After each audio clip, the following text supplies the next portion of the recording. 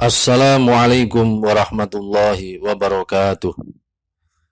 Pemirsa Ambon Sarem Ikhwan al-Kiram rahimakumullah. Sebagaimana telah dimaklumi bahwa nikmat terbesar bagi umat manusia di dunia ini setelah nikmat hidup ialah nikmat iman dan Islam. Sungguh, nikmat iman dan Islam merupakan nikmat yang sangat tak ternilai dan tidak bisa digantikan dengan sesuatu apapun, termasuk dengan dunia seisinya sekalipun.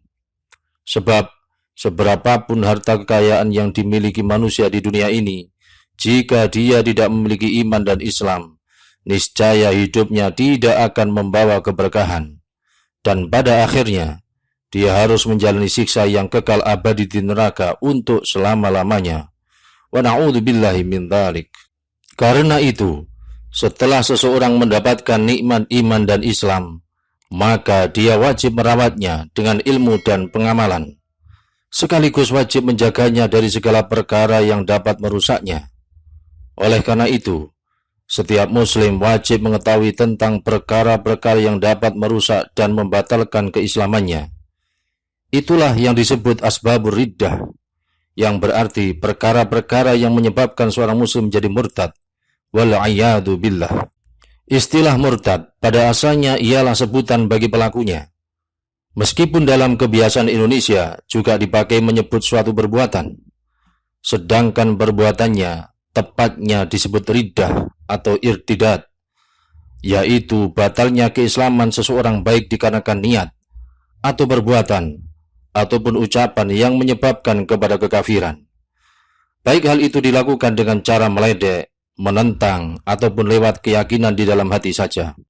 Dari sinilah sangat penting sekali kita selalu mengingat pesan-pesan mulia dari seorang ulama karismatik yang sangat masyhur sekali makom kewaliannya, yaitu Al-Arif Billah Syekh Abdul Hamid Pasuruan, yang biasa dikenal dengan sebutan Kiai Hamid Pasuruan. Semoga Allah Subhanahu wa taala senantiasa melimpahkan rahmat kepada beliau dan menempatkan beliau di makom kemuliaan yang tinggi di sisinya, bersama para nabi, para siddiqin, para syuhada, dan para sholihin. Amin ya rabbal alamin.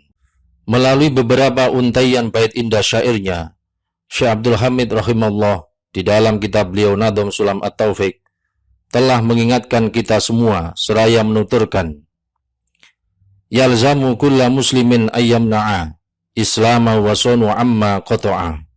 Wajib bagi setiap orang Islam untuk menjaga keislamannya dan memeliharanya dari segala hal yang dapat memutuskannya. Min qaulin aw fi'lin aw i'tiqadi wa huwa alladhi yad'una birtidadi. Baik hal itu berupa ucapan, perbuatan, ataupun keyakinan. Dan hal itu oleh para ulama disebut dengan istilah murtad, yakni keluar dari Islam. Wa qad fasha tasahulul kalami fi dzamani mukhrijil islami. Sungguh telah lumrah pada zaman sekarang ini kecerobohan dalam berbicara yang dapat mengakibatkan seseorang keluar dari Islam. Wala yaruna dzaka dzanban fadla an kauni dzakal fi'li kufran asla. Anehnya, mereka sama sekali tidak memandangnya sebagai dosa, apalagi menganggapnya sebagai perbuatan kafir. Dari beberapa bait syair Syekh Abdul Hamid rahimahullah di atas, dapat diketahui bahwa perkara-perkara yang menyebabkan murtad itu terbagi menjadi 3 kelompok, yaitu ucapan, perbuatan, dan keyakinan. Adapun rinciannya adalah sebagai berikut. Pertama, murtad sebab ucapan. Hal ini macamnya sangatlah banyak sekali. Antara lain, memanggil orang Islam dengan panggilan kafir, seperti, wahai si kafir, wahai ateis, wahai Yahudi, atau wahai Nasrani, wahai orang tak beragama. Mengucapkan kata-kata penghinaan kepada sifat-sifat Allah Subhanahu wa taala, kepada janji Allah berupa surga atau pahala, atau ancaman Allah berupa neraka atau siksa. Atau mengucapkan kalimat semisal, aku tidak suka kepada hukum Islam, atau aku tidak pernah mendapatkan kebaikan sejak aku mengerjakan sholat. Demikian pula mencaci Allah Subhanahu wa taala, baik dilakukan dengan bergurau, serius, apalagi memang bermaksud melecehkan. Begitu pula mencaci Nabi Muhammad SAW, serta nabi-nabi yang lainnya. Allah Subhanahu wa taala berfirman, A'udzu billahi minasyaitonir rajim. Wala in sa'altahum la yaqulunna innama kunna nakhudu wa nal'ab. Qul abillahi wa ayatihi wa rasulihi kuntum tastahzi'un. La ta'tadiru qad kafartum ba'da imanikum. Dan jika kamu tanyakan kepada mereka tentang apa yang mereka lakukan itu, niscaya mereka akan menjawab, sesungguhnya kami hanya bersenda gurau dan bermain-main saja. Katakanlah, apakah kepada Allah, ayat-ayatnya, dan Rasulnya kamu selalu berolok-olok? Tidak perlu kamu minta maaf, karena sungguh kamu telah kafir setelah beriman. Quran Surat At-Taubah ayat 65-66. Kedua, murtad sebab perbuatan, seperti bersujud kepada berhala, matahari, bulan, manusia, atau makhluk lainnya. Demikian pula melemparkan Al-Quran ke tempat kotor, atau melakukan perbuatan yang menunjukkan penghinaan kepada Al-Quran. Memberi penghormatan kepada makhluk dengan cara bersujud, hukumnya juga murtad. Meskipun niat hatinya tidak sesuai dengan perbuatan badannya, sebab lahiriah sikapnya jelas-jelas mendustakannya. Tentunya, jika perbuatan itu dikerjakan dengan sendirinya, bukan karena dipaksa atau takut. Penghormatan dengan cara rukuk pun, jika itu disengaja untuk mengagungkan makhluk selayaknya mengagungkan Allah Subhanahu wa Ta'ala, hukumnya juga murtad. Adapun jika tidak diniati demikian, hukumnya adalah makruh. Tetapi banyak para ulama yang mengharamkan penghormatan semacam rukuk tersebut. Ketiga, murtad sebab keyakinan, seperti merasa ragu terhadap wujud Allah Subhanahu wa Ta'ala, merasa ragu terhadap kerasulan Nabi Muhammad SAW, atau merasa ragu apakah Al-Quran itu dari Allah Subhanahu wa Ta'ala ataukah buatan Nabi Muhammad SAW. Demikian pula meragukan hari kiamat, surga, neraka, pahala, siksa, peristiwa Isra Mi'raj Nabi SAW, menyerupakan wujud Allah Subhanahu wa Ta'ala dengan makhluk, atau meyakini kebohongan sebagian ajaran yang dibawa oleh Nabi Muhammad SAW, atau meragukan kebenaran Islam, atau meyakini kebenaran semua agama.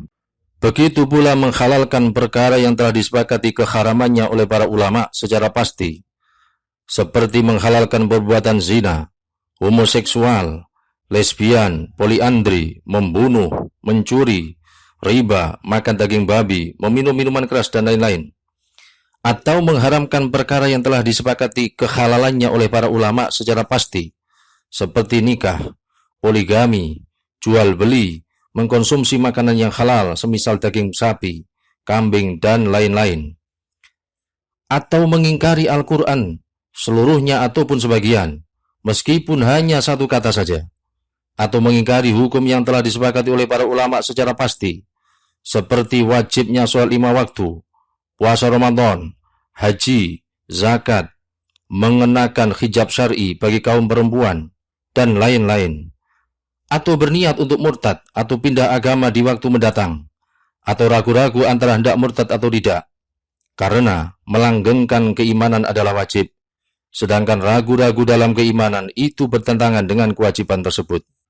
Kesimpulannya ialah bahwa setiap keyakinan atau perbuatan atau ucapan yang menunjukkan terhadap penghinaan atau pelecehan terhadap Allah Subhanahu wa Ta'ala dan Rasulnya, atau terhadap hukum Allah Subhanahu wa Ta'ala dan Rasulnya, ketika hal itu dilakukan secara sadar, atas kemauan sendiri, dan dengan sengaja, maka hukumnya adalah murtad. Namun, jika hal itu dilakukan karena dipaksa di bawah ancaman, sementara hatinya tetap bersikukuh dalam keimanan, atau dilakukan karena tidak sengaja, maka hukumnya tidaklah murtad. Demikianlah beberapa perkara yang sangat penting untuk diketahui oleh setiap muslim, karena sangat terkait sekali dengan keselamatan akidahnya. Betapa sudah sering terjadi saat ini orang-orang yang melakukan perkara-perkara di atas dengan sengaja dan tanpa rasa peduli sama sekali terhadap keimanannya. Wa na'udzubillah min dzalik.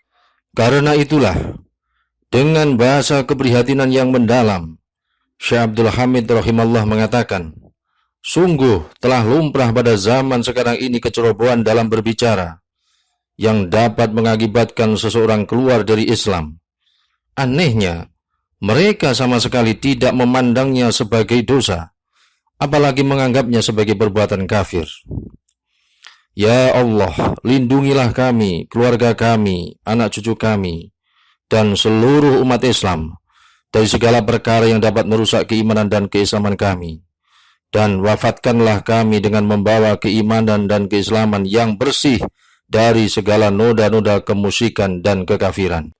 Rabbana taqabbal minna innaka antas sami'ul alim wa tub 'alaina innaka antat tawwabur rahim. Allahumma inna nas'aluka 'ilman nafi'a wa rizqan thayyiban wasi'a wa 'amalan mutaqabbala wa shifaa'an min kulli da'. Amin ya rabbal alamin. Wallahu ta'ala a'lam bisawab. Wassalamualaikum warahmatullahi wabarakatuh.